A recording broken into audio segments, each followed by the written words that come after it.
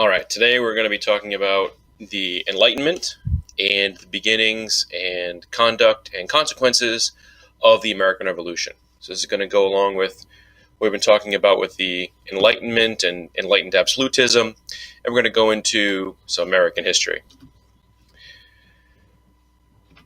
So the big idea for this little presentation today is the question: how did the ideas of the Enlightenment lead to the independence and founding of the good old USA?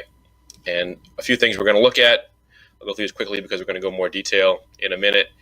We'll look at British-American relations in the mid-17th century, the events that lead to the revolt in America, the significance of the American Revolution, and then how the Constitution reflected the Enlightenment ideas. We're not going to go into a great deal of detail with how the war was fought and the battles or personalities. I'm going to leave that to your American history teachers next year.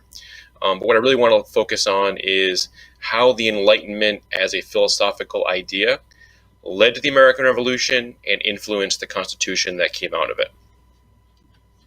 So let's take a look at Britain. And first thing I want to talk about is some geography, so we're all on the same page. England is this part of the British Isles, which is all this. England is one country within that. Okay, England was the major power, so when we think England, especially coming out of the time period we've been focusing on, the Reformation. England was this country here, Henry VIII, English Reformation, Elizabeth I. England is to the east of Wales, south of Scotland, and east of the island of Ireland. Altogether, these are the British Isles. And after 1707, the kingdoms of England, Wales, and Scotland will merge together to create the United Kingdom. And so from that point on, we will call it Great Britain, or we'll call it the UK.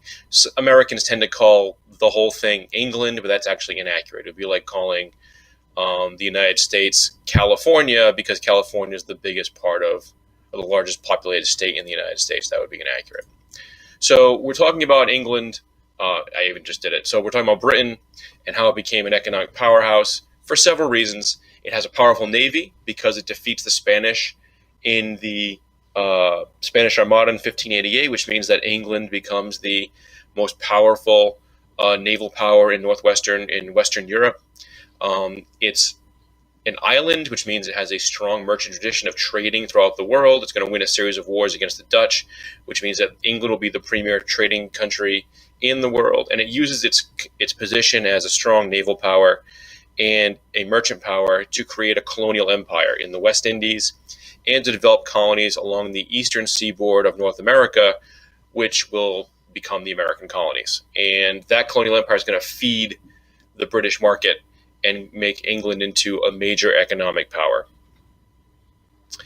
Britain is going to be involved in a lot of wars in the 18th century, mostly on continental Europe. There's going to be a series of wars, mostly over dynastic struggles. Who's going to succeed a particular ruler, or who can become the king or queen of a particular place. So there's the War of Spanish Succession, the War of Austrian Succession, and Britain's going to find itself picking the winner in a lot of these fights. It's not going to send a huge military force to the continent. It's going to use its naval power to keep its distance. It's going to use its economic power to fund countries so that they can do the fighting for Britain. And because of that, Britain is saved from a lot of devastation.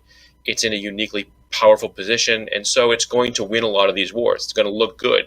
The prestige is going to be very high. People are going to look at Britain and say that is the leading power of its day. It was considered the most powerful country in the world. It had the strongest navy, most powerful army, major economic power. So Britain is looking good at this point. The last major war it wins prior to the American Revolution is going to be the French-Indian War. That's what we call it here in America. In Europe, it's called the 7 Years' War. It's the same struggle.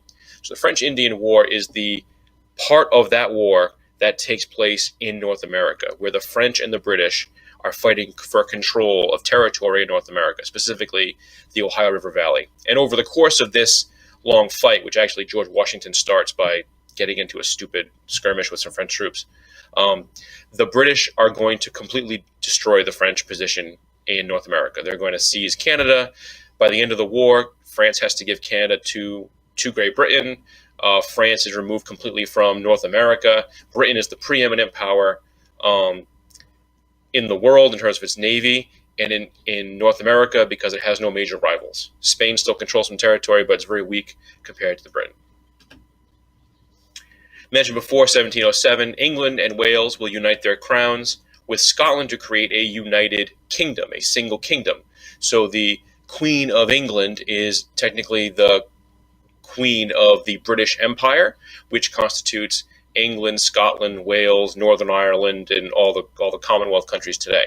But that means that a single country is created, which means that England's going to have a common market. So Scottish goods will come to England, English goods will go to Scotland. It enhances the power and economic might of Great Britain. And in 1760, in the middle of the French-Indian War, George III becomes king when his father, George II, dies. George III was a king who very much wanted to have more power for the monarchy in Britain. English history, we know this from looking back at things like the Magna Carta and the Glorious Revolution, was much more based on the king sharing power with Parliament and Parliament having a say in what goes on. English people felt that what made them English, what made them British after 1707, was the fact that they had a say in what happened in their day-to-day lives. King George III wants to push back on that a little bit, and he wants to take a little more power, especially in terms of war and taxes and appointing ministers. And so George III is going to become more assertive. He's going to want more power, and that's going to cause problems down the road, especially because he turns out to be a little indecisive. So here we have a map of the British colonies in North America in the middle of the 18th century, 1700s, and what are the Americans feeling? So there's a lot of things going on in America at this time. Firstly, the British, or the English at the time, began colonizing the Americas in 1607 with Jamestown in Virginia, and then 1620 when the Pilgrims come to Massachusetts, and then from that point on, colonies begin to explode throughout the eastern seaboard of North America. When the English get to America, they feel British, they feel English, they think that they are simply English people who live in America, and so they feel like they have the same rights, the same expectation that their representation will be local. They'll have a say in politics, that they will be represented, maybe not in Parliament, but by their local colonial governments. And so Americans are going to be very protective of that right, that they are represented, that they have a say in what goes on. So they expect the same rights as British people. America is part of this big British mercantilist empire. We just talked about Britain being a merchant trading nation, and America is part of that. America is the source of a lot of the raw material, is the source of a lot of stuff that's going to be sent to Europe, to Great Britain, to be turned into finished goods. And so America, its economy, is dominated by two kind of contradictory things. There are large trading cities. We think of Boston, New York, Philadelphia, Charlestown in South Carolina, and they're going to be the place where goods are going to leave America and to go to Great Britain, and they're going to come into America from Europe. The other part of it is that America has a lot of small farmers, has a lot of single-family plots of land that are working on their own. The idea of the single family living in the wilderness by themselves is kind of an ingrained part of American mythology, but it's an important part of what Americans thought of themselves. So the British want to make sure that North American trade goes to Great Britain. They don't want it going to other countries because that would defeat the purpose of having colonies. Remember, the whole point of a mercantilist empire was so that the British could have this part of the world, in their case America, and they would get the goods, the natural resources from that place sent only to them so they could use it and turn it into finished goods. If the colonies were trading with everybody, then what's the benefit to the British? So they want to regulate North American trade and make sure America's only trading with them. The problem is, back in the 1600s, the British passed a series of acts called the Navigation Acts, which said that American goods could only go to England.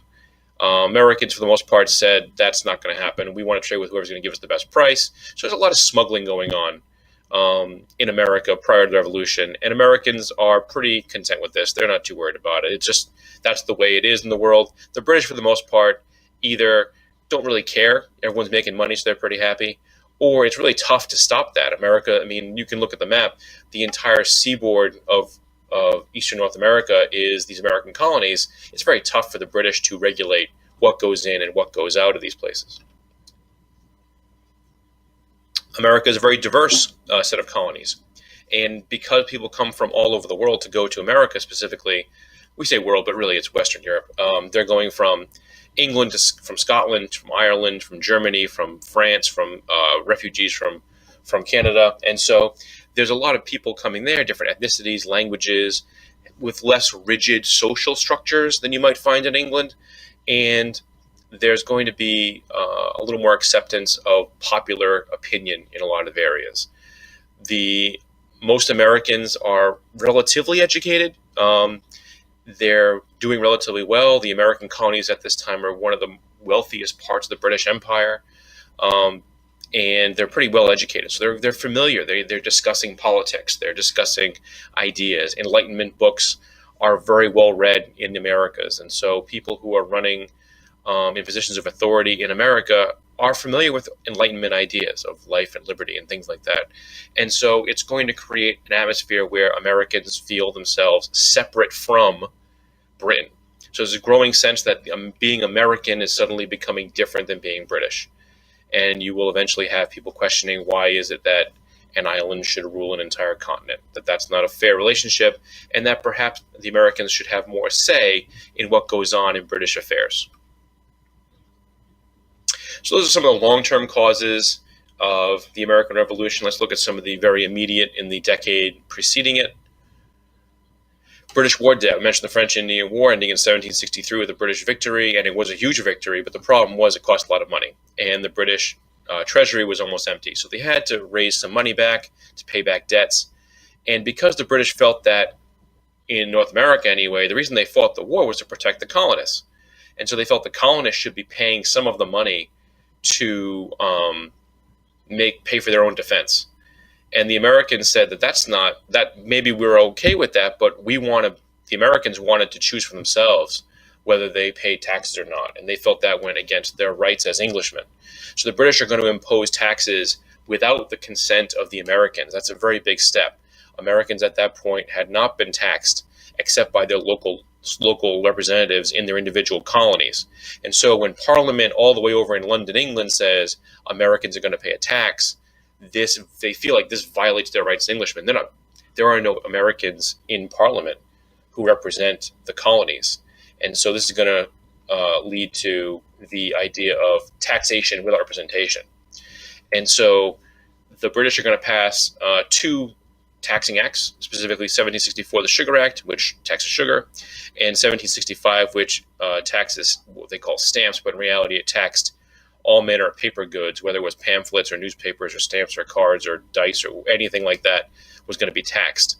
This causes a huge amount of outrage throughout the colonies, to the point where the British finally say, fine, we're going to take away the taxes. But in 1766, the British passed the Declaratory Act, which says we're going to remove the taxes, but we're declaring that we can do this again if we want to. So they're trying to phrase it in such a way that they're giving in to the pressure the Americans have put on them, but they're reserving the right to do it again if they want to. They kind of feel like they're giving in to the Americans, but they want to hold it over their head. They can do it again if they want. More British pronouncements are going to cause more trouble. The British are going to send troops to America, and a famous incident between American colonists and British soldiers is the Boston Massacre in 1770, in which 5 Americans are killed by British soldiers in Boston after a protest of Bostonians leads the troops to, from one reason or another, to shoot into the crowd. And 5 Americans are dead. This is called the Boston Massacre. It creates a huge uproar throughout the colonies that British would kill British subjects, essentially, Americans. And it sets Americans looking at British in a new way. Are they an occupier now? Are there British soldiers here to protect Americans from frontier threats? Or are they here to subjugate Americans? Are they here to tell Americans what to do? Are they here to deprive Americans of their rights as Englishmen? And so the Boston Massacre begins a way of thinking for most Americans that question, like, why are there troops in Boston? Why do we need to have soldiers walking amongst us who, for one reason or another, are shooting people who have not shot any British people? 1773, a series of protests led by a group called the Sons of Liberty by Samuel Adams is going to conduct what's called the Boston Tea Party, where a tax is put on tea, or there's a monopoly on tea, that Americans can only buy tea from a certain company, the West Indies Tea Company. And in response to this, being told what they can and can't buy, some protesters in Boston go to Boston Harbor, board a tea ship, and throw all the tea overboard. And when this happens, it's an act of civil disobedience. The British overreact from an American perspective. From a British perspective, they have to uphold law and order. But for the most part, the British kind of overreact. They close down the port of Boston. They declare Massachusetts, the entire colony, to be in a state of rebellion. They send thousands of British soldiers to the colony. They install a military governor and get rid of the civilian governor. And so Massachusetts is locked down from December 1773 onward. So the colonies looking at this saying, this is too much. They've overstepped their authority. Britain needs to be told what to do. And so representatives from 12 of the 13 colonies meet in Philadelphia in 1774 in what's called the First Continental Congress, which, spoiler alert, there will be a second one, which is actually more important. But the First Continental Congress meets in 1774, and they ask for a meeting.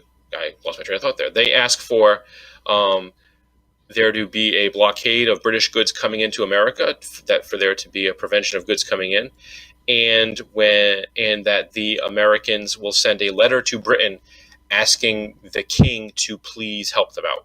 So the Americans have in their minds this idea that it's Parliament that's the problem. Parliament is overreacting to what's going on, and there is some kind of major thing that the king can step in, that the king is the one they should be appealing to. And they're going to see that's not quite going to work. But these protests are getting more and more pronounced. People of Boston, Massachusetts especially, are getting much more agitated. And some of them are calling for outright violent revolution to protect their rights as Englishmen. So we're going to go very briefly into the War for Independence. I'm not going to go into a lot of the military activities or even a lot of the political machinations that go in during the war itself. But we'll just kind of go through how the war is won. So fighting begins April 1775. Lexington and Concord, two places where the British come out to seize American militia arms, and they're stopped. Actually, they defeat the militia at both Lexington and Concord, but on the march back to Boston, they're sniped at on the way. British are forced into Boston, where they can't leave anymore, and the Americans occupy several hills around Boston to oversee what the British are doing in that town. At one point, the British try to force them off a hill. They mistakenly believe to be Bunker Hill. It's actually Breed's Hill in Boston. And the British force them off Bunker Hill at this battle, but the British lose hundreds of men with thousands wounded. The Americans retreat, but they hold on for a while. And it kind of at this point goes to show that the Americans are not going to be a pushover. The British at this point thought that they would have to maybe conduct a few battles, show off a little bit, maybe just kind of make a show of force. But the reality is that the Americans are in for the long haul. I mean, this battle, Bunker Hill especially, shows that the Americans are not going to be pushed around. So we talked about the First Continental Congress. The Second Continental Congress is kind of the important one. They meet following the actions at Lexington and Concord. And at that point, the colonies decide that there's going to be a continental effort. There's going to be a national, they wouldn't say national, that's what they call it, continental, but some kind of colonial effort, and they pick George Washington to be the commander of the Continental Army. George Washington was a Virginian, which was important because the fighting was in Massachusetts. They don't want to appoint another New Englander. They want to appoint someone from another part of America to show this is not just a Massachusetts problem, it's an American problem. So they pick a Virginian. And George Washington was one of the only people who had major military experience. He had been a colonel in the militia. He had fought in the 7 Years' War. He was trained with the British Army. So he was a soldier that most Americans were aware of at the time. The second thing they do is they assign Thomas Jefferson to write a Declaration of Independence that will formally and legally separate the American colonies from Britain. This will be important because it's going to have a lot of the Enlightenment ideals that we're going to talk about. So I hate to just do the American Revolution in 3 little bullet points here, but we'll do it. The war goes on for a very long time. It's a very long war. In terms of casualties, it's probably America's bloodiest war. We only had, in terms of how many people we had at the time, how many people we lost, very, very bloody, lots of horrible battles, atrocities on both sides. The Americans lose the vast majority of the battles. But Washington's genius is that he's able to hold together the army, even though they're continually losing. His minor victories along the way simply serve to show that they just have to hang in there long enough. They have to do what modern day guerrillas do, which is guerrilla with a G-U-E, not G-O-R. And they have to just not lose. They have to hang in there and fight at times when they have the advantage. And that's what the Americans ultimately do. They hang in there long enough to force the British out of the fight. They are able to get French support. They win a battle at Saratoga in 1777 when the French can see that maybe the Americans are worth supporting, maybe they can hang in there. So the French are a major reason why the Americans win, which is going to be very important for the French down the road. The amount of money and men and supplies they send to America is going to lead them to revolution. But for our purposes right now, French support means that the Americans have an ally that's going to help them turn the war from a local problem for the British into now a world contest. The French are going to begin fighting the British at sea, in the Caribbean, in Europe, all over the place. So the British are going to have to pull forces away from America and fight the French elsewhere. The French are also going to get the Spanish to join them. So the Spanish are going to be fighting the British as well. Eventually the Dutch are going to be supplying the Americans. So eventually it's going to be the Americans and French mostly on the ground being aided by the Spanish at sea and the Dutch financially. So the British are going to have their hands full quite a bit. The war will end in 1781. The fighting will end in 1781 with the American-French victory at Yorktown. And then over a couple of years, they negotiate a peace treaty, which culminates with the independence of America ratified by the Treaty of Paris in 1783. So let's look at the document that Thomas Jefferson wrote in 1776. He's asked by the Second Continental Congress to draft a Declaration of Independence. I think it's important, just a minor little thing, I'm sure we'll go into more detail another time. The unanimous declaration of the 13 United States of America. It's important to remember United is not capitalized. This was not going to be a name of a country. They used the term United States of America simply just to denote that these were states in America that for this moment fighting the British happened to be united. Now that's the name of our country today, but from their perspective, that's not what they were doing. So it's written by Thomas Jefferson, and you can just tell just by looking at this thing that Jefferson is a big reader in John Locke. And these were ideas that were permeating American society, especially from the middle class, from which Thomas Jefferson came from, although he was actually upper middle class. But he was well-educated, well-informed, read a lot of books, the Enlightenment. And so in the Declaration, he writes of natural rights that John Locke writes of.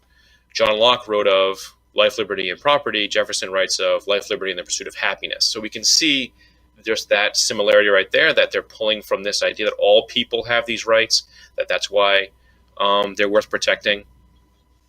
He declares the right to abolish unjust government. And then he goes on to prove that the British government under King George III is unjust. He lists a series of grievances against them and says that that's why the Americans had to revolt.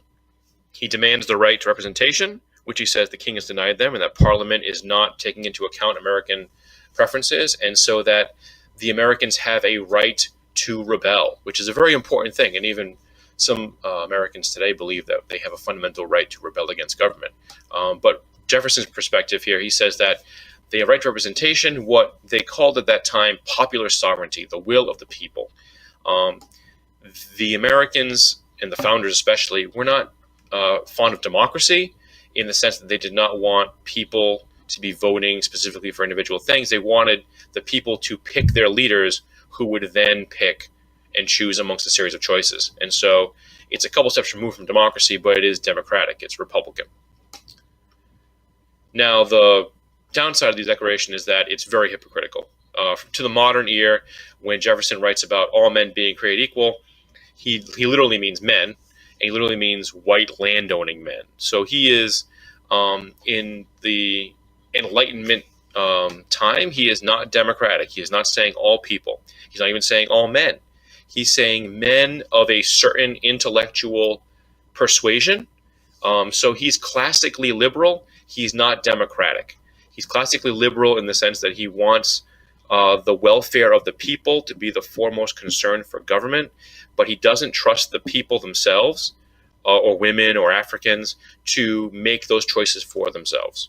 So he wants to have a layer of people in between that, and that will be an important thing that we're going to look at in the Constitution.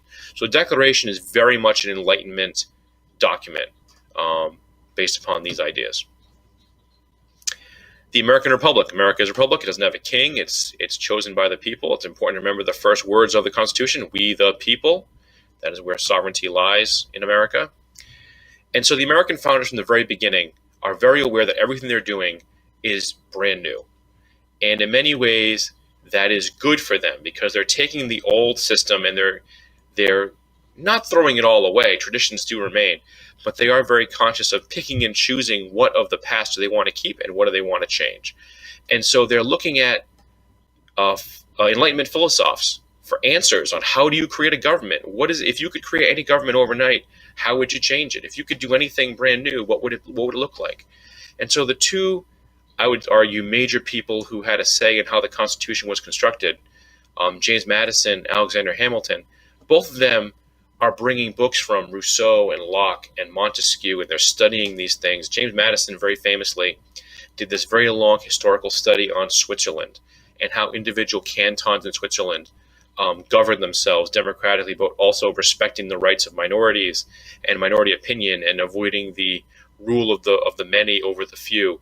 And so these guys are very aware that they are doing something historic at this time. So they know that, in the words of the Hamilton musical, the eyes of history are on them, right? That they're being looked at for what's going to happen next. So they know they're making a new system of government, and they get all these ideas from different places. We the people being the source of sovereignty, comes from Jean-Jacques Rousseau with the social contract. Montesquieu, the Baron Montesquieu, has this idea of a separation of powers. He doesn't want individual people to hold too much authority in a political system. So he famously says that the legislature and the executive should not share power because that creates a tyranny. And so very famously in the Constitution, Article 1 dictates the powers of Congress, the legislative branch, along with Article 2, the executive, the presidency, being a separate person with separate powers, and both can check the authority of the other, right? So the president can veto any law passed by Congress, but then Congress can can override that veto with a supermajority of 2/3. And even the Supreme Court, the judiciary, can override what the Congress and the president pass by declaring it unconstitutional. So there are a number of things that prevent any one branch from getting too much power. They don't oppose the idea of governmental authority. What they oppose is absolutism. They want there to be many different ways in which different levers of power can be used to make sure that no one group or no one person in this political system has too much power. And it's in complete opposition to the absolutism we looked at before, right? If we look at absolute monarchs like Frederick the Great or Louis the 14th or Catherine the Great, they are specifically saying that their authority is the only authority that matters, and they're the only ones that should have any say in what happens. The American Constitution is created specifically with the opposite in mind, to separate powers and to make sure that it's going to be tough to get things done. And the last part, the federal system allows for every individual state to have a lot of power individually. So again, not even within the federal government, which is where separation of powers comes in, but the federal system, the idea that the federal government has some power, but the state governments have different powers, that's going to be important for dividing up power. The Bill of Rights is going to be created when some people argue that there has to be a written set of what rights are allowed and what are not, and that's the natural rights of all Americans, right? We know those, the first 10 amendments to the Constitution, we call them the Bill of Rights: free speech, religion, the right to a jury trial, not to be tortured, right to bear arms. So it's a matter of interpretation as to what these mean in the modern day, but it should point out that John Locke was talking about natural rights during the Enlightenment. The Americans believe this to be such a fundamental idea that they take those natural rights and delineate exactly what they are, so that they can say these are natural rights that no government can take away these rights. These are sacrosanct, given to you by the Creator. They are inalienable, cannot be taken away, and so that's why they're laid out in the Bill of Rights. And lastly, the American Republic, the creation of it and its revolt against a colonial authority, is going to be emulated, become a symbol. France is going to have a revolution. We'll get into that later on, as will Haiti and other Latin American countries who are going to overthrow. Haiti will overthrow France, and Latin American revolutions, the Bolivarian revolutions, will overthrow Spain. And they're all going to follow this American model, for good or bad, we'll see. But probably the most successful revolution, because it incorporated so many Enlightenment ideas, is the American one. But it's important to remember that the American Revolution isn't just an American event, it's an event that takes place in world history, and so it does influence other nations. And that's it for the Enlightenment and the American Revolution. Hope that helped.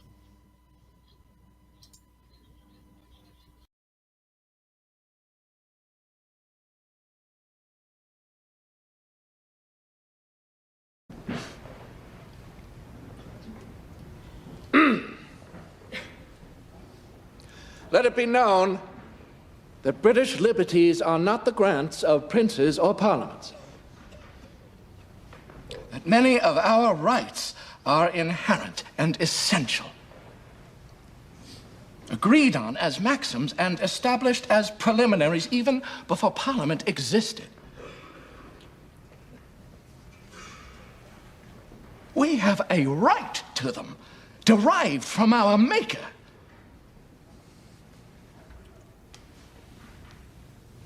Our forefathers have earned and bought liberty for us at the expense of their ease, their estates, their pleasures, and their blood. Liberty is not built on the doctrine that a few nobles have a right to inherit the earth. No! No! It stands on this principle that the meanest and lowest of the people are, by the unalterable, indefeasible laws of God and nature, as well entitled to the benefit of the air to breathe, light to see, food to eat, and clothes to wear as the nobles or the king. That is liberty. And liberty will reign in America.